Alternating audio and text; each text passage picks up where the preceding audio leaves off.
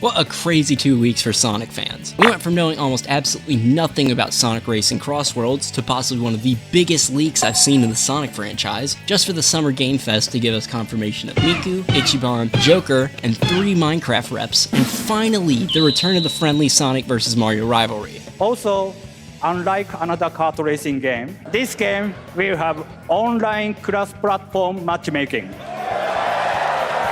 I don't think I've seen Sonic teams so confident in a product of theirs in ages. And my god is it refreshing and nice to see. Now, I don't plan on getting into details of the leaks, but if that's something you're interested in, I've made 2 shorts on the topic. Those will be linked at the top of the description. But man, I'm hyped for this game. Of course, I might be riding off the high of Mario Kart World, but I think I might be more hyped for Crossworlds than Mario Kart World. Like damn, 50, 100, 150, and 200cc to directly combat Mario Kart World's lack of the ladder. Beautiful stages with an infinite amount of replayability with the addition of frenzy gates that change the game as you play. An absolute stacked roster of not only Sonic characters, but 13 free Sega collab characters to be added as the game goes, along with 15 DLC characters that, while unfortunately paid, have insane collab potential, as our first round is already Minecraft characters. Oh, and did I mention crossplay? Now, to give credit where credit is due, Mario Kart World for being a Switch 2 exclusive rocks. Everything about this game is what I dreamed a next-gen Mario Kart would be, down to almost every last detail, whether it be the open world, knockout tours, or just how well these redesigns look like they were pulled right from promotional 2D art. But that's not what the focus of this video is. While I don't doubt Mario Kart World will be successful, Sonic Racing Crossworld has kind of got them cornered, as not only is it available on every major platform, but there are no limits to who you can and can't play with. This is not only one of, if not the best looking Sonic racing game, but they're coming for the throne against Mario Kart harder than ever. And especially since Crossworlds won Best of Summer Game Fest, going against a new Resident Evil, Dying Light, and Atomic Heart 2, for once I feel really confident saying this, but Mario better watch out because Sonic is on that ass. Now, am I glazing this game? Like a Krispy Kreme, man. $90 has never burned a hole in my pocket harder. But then again, I do still have my concerns. And while not anything detrimental to the game's success, these are some things personally I feel like could stunt its growth a little bit. And while not anything major, some things I'd just like to see touched up before its final release. Of course, please feel free to discuss in the comments what you think, and correct me if I get something wrong or misinterpret something. Your feedback is always appreciated. Now to start, a little background. Sonic Racing Crossworlds is the 4th installment in the Sonic Racing series of games, starting way back in 2010 with Sonic and Sega All-Stars Racing. Each installment has built off the foundation of the last, but with Crossworlds, I'd beg to differ. While yes, at its core, it still has the same mechanics as previous titles, that's where most of this game's comparisons end. First things first,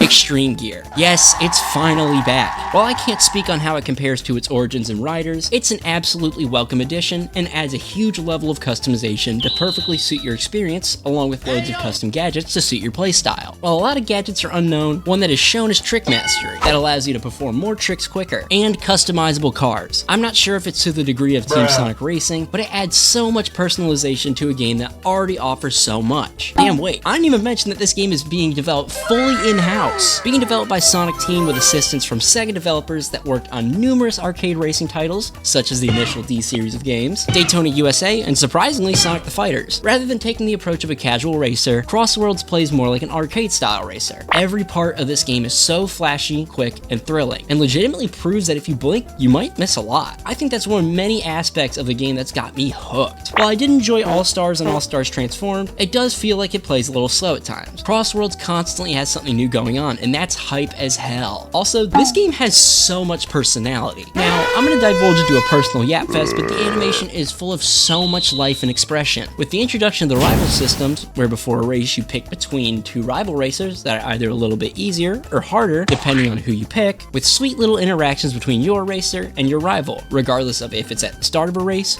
during the race, or after the race. Whether it's Sonic and Shadow reenacting lines from Adventure 2, Jet and Wave having friendly banter, or Sonic and Shadow both encouraging Cream to do her absolute best and her reflecting the competitive nature, I swear I live for stuff like this, and it's awesome how hard they're leaning into it. Now, I will admit, a bit of the animation work is sold by camera angles and whatnot, but the animation, it's so cool, and so much more is animated to perfectly reflect the personalities. Sonic is quick, but bouncy and full of his usual carefree nature. Shadow is precise, brooding, and extremely moody with his movements and actions. My emo king. And Knuckles, strong, confident and ready to tear some shit up. I'm so glad they're keeping up the quality animations from Shadow Generations, as it's just so fluid and fun to watch. And while not yet at the level of Dream Team, it's definitely swinging above its weight class in comparison to other Sonic titles. And while sometimes they do speak a lot,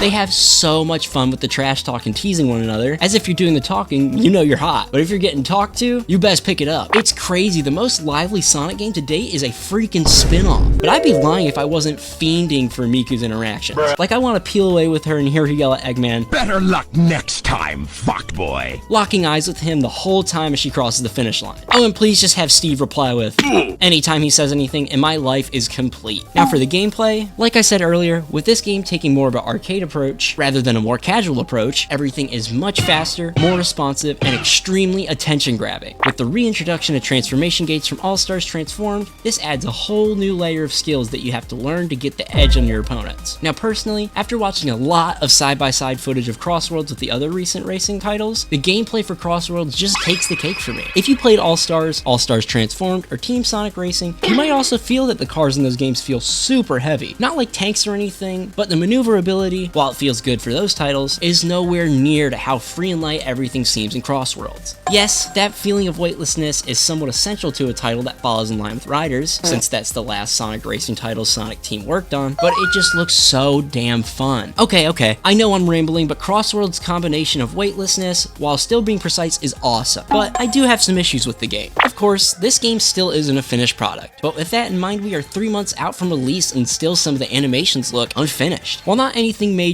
and not anything that's going to ruin the gameplay experience, at least for me, the animations are funky to say the least. Not speaking on the terms of the characters, well actually, the Eggman T-pose during the Summer Game Fest trailer was brutal. I didn't catch it initially, but when I did, oh that definitely hurt. But mainly the vehicles, when initiating tricks, lack the fluidity that the tricks in All-Stars Transformed and Team Sonic Racing have. While that might be a reflection on the weightlessness on the vehicles, and with the Trick Mastery gadget that might make more fluid animations look odd, I don't know. But it's a small issue that could be just big enough to bother some people. Who am I kidding? It's already bothered a lot of people, but that's Twitter. And one of the biggest issues is the price. Okay, so while this isn't as big of a problem for me as it is for others, it's still a problem for others. So let's do some sleuthing. Every Sonic game, at least within the last 10 years, has released between $60 at the max, not including deluxe versions, to $20 at the lowest. I'm not kidding. The best 2D Sonic game in ages, Sonic Mania, dropped at $20 fucking dollars. The most recent Sonic Racing game dropped at $40 MSRP. I do understand that outside of Sonic games, this is the new modern age triple game. Oh god. This is the new modern AAA game price. And while yes, this might be reflective of not only the budget of the game, but the quality, it was shocking seeing a modern Sonic title cost above $50 to $60, especially considering the target audience for Sonic. And that's kids. This is a kids game that costs $70 for the base game. If I was young again and asked my parents to buy this game for me for $70, they would probably whoop my ass. They wouldn't, but they'd probably call me crazy or something. That is a massive price jump from Sonic X Shadow Generations that was only $50. A game that succeeded not only due to its value, but because the game's quality was so high for such a low price. That game set a new bar for Sonic titles, and while I personally don't mind the price jump, there are lots, and I mean lots, of people that were deterred almost immediately due to how insanely high that seemed. If it launched at $60, with the deluxe being $75 or $80, that would be phenomenal. But honestly, I'd say give it a month or two after release. I can almost guarantee it'll go on sale for probably $55. As much as it sucks to see these short downfalls impact so many people, I still think Crossworlds is going to be a phenomenal experience that, while the price is still a bit high, will absolutely be worth every penny. Whether it's reflective of the game's budget or quality, I think it's safe to say that this is a Sonic game for everyone. For you, your brother, your mama, your aunt, uncle, grandpa, grandma, all that good stuff. But just know if you see me in an online lobby, I might whoop your ass. Anyways, this is my first kind of long-form video on a topic like this, and my first long-form Sonic Yap session. Of course, if I got anything wrong, please feel free to beat me to death in the comments. If you enjoyed, make sure to like and subscribe, and hopefully I can get a lot more stuff like this out. Thanks for watching, and I'll see you all very soon.